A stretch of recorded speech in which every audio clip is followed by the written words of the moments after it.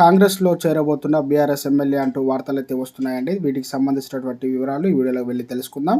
ఎవరు ఆ ఎమ్మెల్యే, ఎక్కడుంటారు అనేది ఈ వీడియోలో వెళ్ళి తెలుసుకుందాం అండి. ముందుగా ఆ వీడియో చూస్తే ప్రతి ఒక్కరు కూడా వీడియో లైక్ చేయండి. వివరాలు కనుక వెళ్ళినట్లయితే, తెలంగాణలో అధికారం కోల్పోయిన తర్వాత బీఆర్ఎస్కు వరుస షాక్లు తగులుతున్నాయి. ఇప్పటికే 4 బీఆర్ఎస్ ఎమ్మెల్యేలు సీఎం రేవంత్ రెడ్డికి కలిసి నేపథ్యంలో ఇప్పుడు మరో బీఆర్ఎస్ కీలక నేత కూడా రేవంత్ను భేటీ అయ్యారన్నమాట.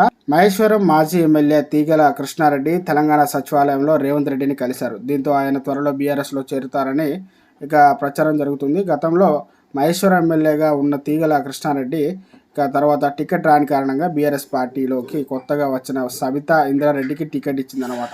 అయితే దీంతో పార్టీకి దూరం అయ్యారు కృష్ణారెడ్డి.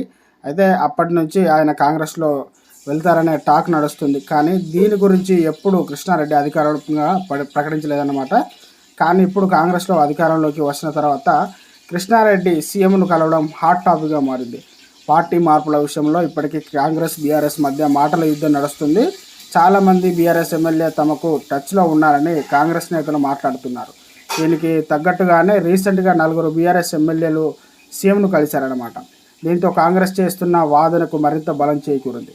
కానీ బీఆర్ఎస్ ఎమ్మెల్యేలు మాత్రం కాంగ్రెస్ నేతల వాదనకు కొట్టి పారేశారన్నమాట. తన నియోజకవర్గాల్లో ఉన్న అభివృద్ధి పనుల విషయంలోనే రేవంత్ కలిసినట్టు తెలిపారు.